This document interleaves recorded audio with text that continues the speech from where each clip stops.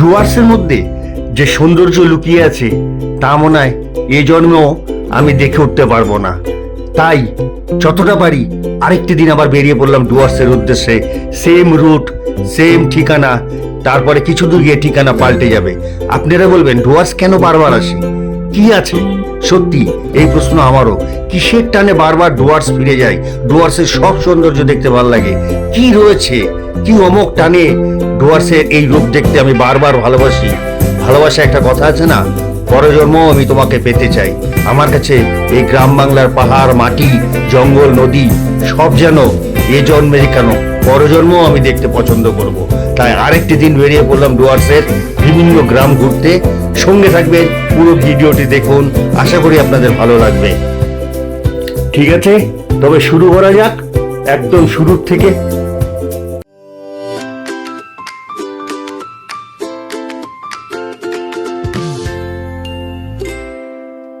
আজকে 19শে মে 2026। আমরা আর একটি দিন ডুয়ার্সের উদ্দেশ্যে বেরোচ্ছি। কোথায় যাবো এখনো জানি না, তবে পথ চলতে চলতে বোঝা যাবেন আমরা কোথায় যাচ্ছি। আজকে আমাদের সাথে গাড়িতে আছে ডেভিড। ডেভিডকে আপনারা আগেও আমার ব্লগে দেখেছেন। ডেভিড খুব ভালো ড্রাইভ করে। তো যাই হোক, আমরা চললাম ডুয়ার্সের উদ্দেশ্যে। ডাবগ্রামের বাড়ি থেকে এখন বেরোচ্ছি আমরা গজলডোবা হয়ে, তারপরে চিন্তা করব কোন দিকে যাব। ঠিক আছে, চলুন আমার সাথে, আপনারাও সিট বেল্টটা বেঁধে নিন।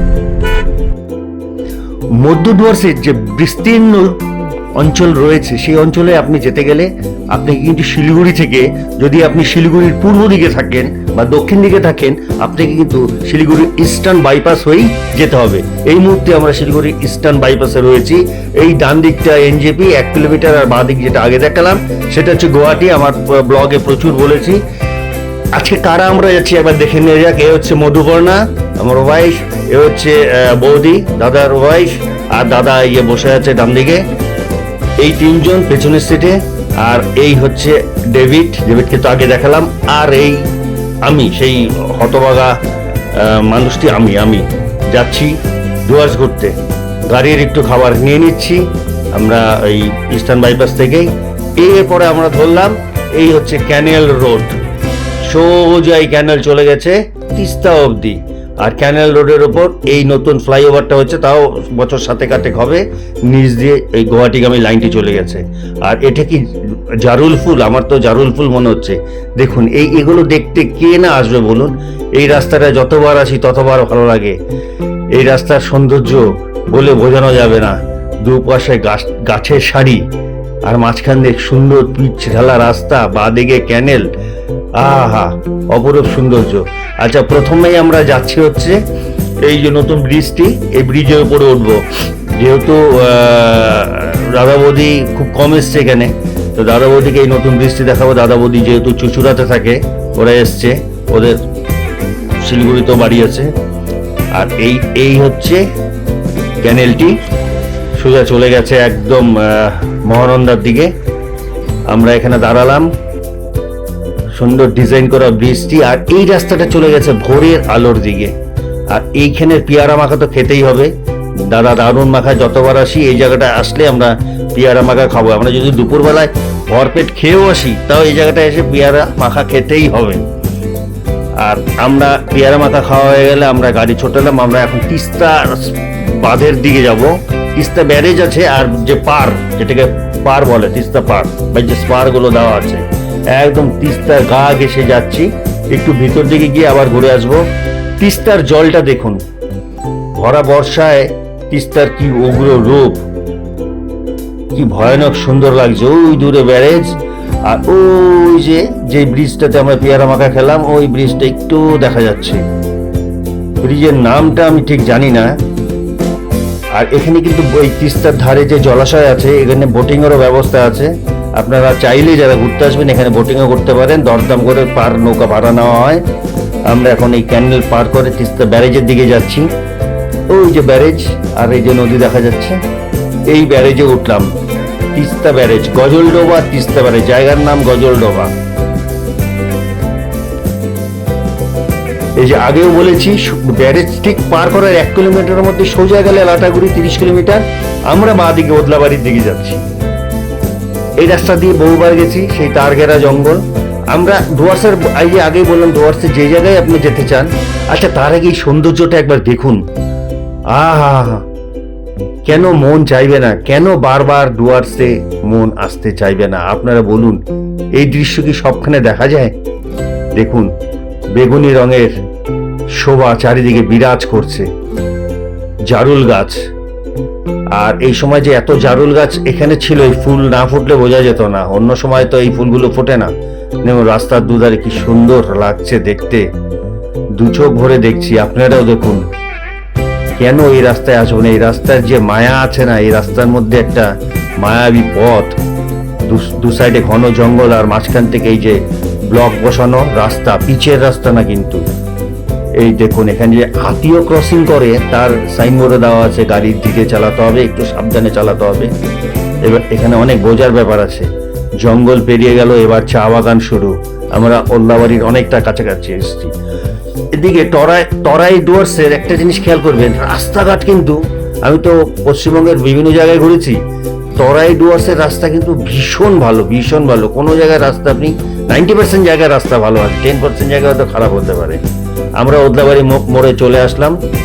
এই যে ওদলাবাড়ি থেকে এই ডান দিকে চলে গেল আলিপুরদুয়ারের দিকে, বাঁ দিকে শিলিগুড়ি, সেবক, গ্যাংটক। আমরা ডানেও যাবো না, বাঁও যাবো না, আমরা সোজা যাবো, সোজা। এই যে সোজা, এই রাস্তা দিয়ে আগেও গেছি মানাবাড়ি। এই যে ওদলাবাড়ি স্টেশনের বোর্ডটা দেখা যাচ্ছে উপরেই, ওদলাবাড়ি স্টেশন, যেটা ডুয়ার্সের লাইফ লাইনের একটা অন্যতম স্টেশন। আর স্টেশন পার করে এই যে সিনসিনারিটা চোখের সামনে ভেসে ওঠে। এই দেখুন, এই যে বাড়িগুলো, এই বাড়িগুলো হচ্ছে এই চা বাগান শ্রমিকদের জন্য। এটা জানি না রাজ্য সরকারের টাকায় তৈরি হয়েছে না কেন্দ্রীয় সরকারের টাকায় তৈরি হয়েছে। সেম বাড়ি, প্রচুর বাড়ি, এবং বাড়ির কালার দেখে হয়তো অনুমান করতে পারবেন কারা বানিয়েছে, এটা কোন সরকার বানিয়েছে।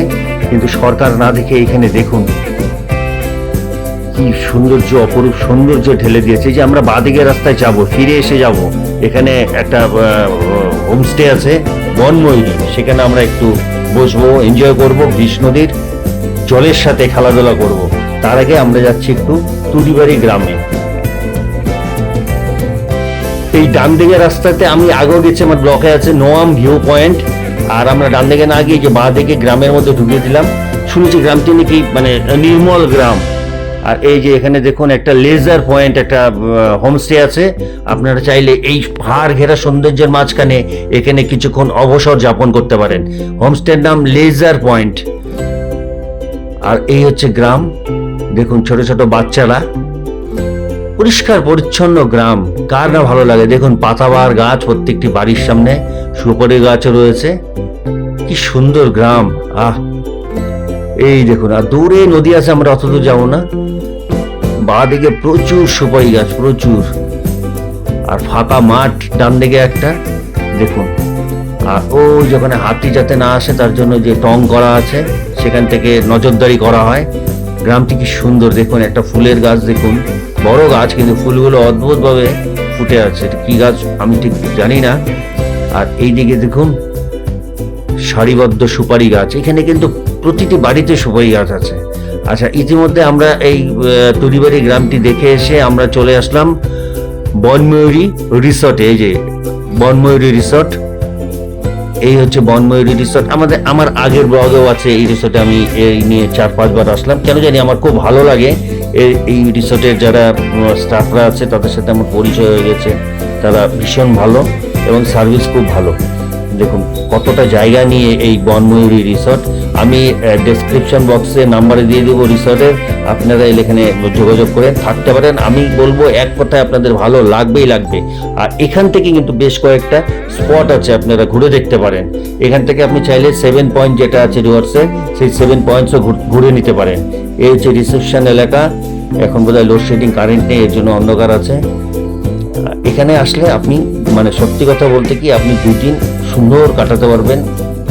আর এখানে জেনারেটরেরও ব্যবস্থা আছে। আমি দেখালাম ওদের গাড়িগুলো, দেখালাম ওদের এই গাড়ি করে আপনারা করতে পারবেন, এটা রিসর্টের নিজস্ব গাড়ি। আর এই রিসর্ট থেকেই যে সৌন্দর্যটা, এই রিসর্টের যেটা ইউএসপি, সেটা হচ্ছে এই যে ফিস নদী, একদম রিসর্টের গা ঘেঁষে। দেখুন ওরা আমাদের কি সুন্দর বসার ব্যবস্থা করে দিয়েছে। পরন্ত বিকেলে সূর্য ডুবছে, ঠান্ডা একটা হাওয়া, আর এই মানে তিত্তিরে জল, ঘিস নদীর পরিষ্কার পরিচ্ছন্ন ক্রিস্টাল জল, বলুন তো আর কি চাই জীবনে? একটু শান্তির খোঁজে কি এখানে আসা যায় না? একটুখানি এই দৃশ্য অবলোকন করা যায় না? আমরা নিজেকে এই প্রকৃতির মাঝে বিলীন করে দিতে পারি না? কি বলবো বলুন, এই ঠান্ডা জল, ওই দূরে পাহাড়, আর এখানে আমাদের বসার জায়গা করে দিয়েছে। আমরা কিছু টুকটাক খাবার অর্ডার দিলাম। আহ, সুন্দর সুন্দর, দারুণ। আর এদিকে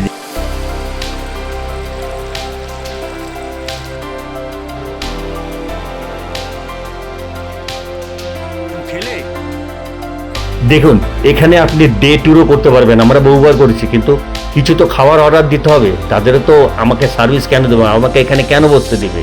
তো আমরা এখানে চিকেন পকোড়া, স্যালাড অর্ডার দিলাম, কারণ আমরা খাওয়া দাওয়া করেই, লাঞ্চ করেই বেরিয়েছি, যদিও বিকেল হয়ে গেছে, এখন একটু খিদে পাচ্ছে। এনারা কিন্তু এই ব্যবস্থা করে দিয়েছিল। ওই দেখুন দূরে পাহাড়, আর এখান থেকে কিন্তু জঙ্গলের পশু পাখি সব কিছু দেখা যায় সিজন টাইমে। আচ্ছা বলুন, এই জায়গায় কার আসতে না মন চায়? কেমন লাগলো আজকের ব্লগ? যদি ভালো লাগে তাহলে অবশ্যই লাইক, শেয়ার, সাবস্ক্রাইব করবেন। খারাপ লাগলে একটুখানি বলে দিবেন কোথায় আমাকে ঠিক করতে হবে। আপনাদের ভালো লাগাই তো আমার অনুপ্রেরণা ভিডিও করতে। ভালো থাকবেন সবাই, ধন্যবাদ।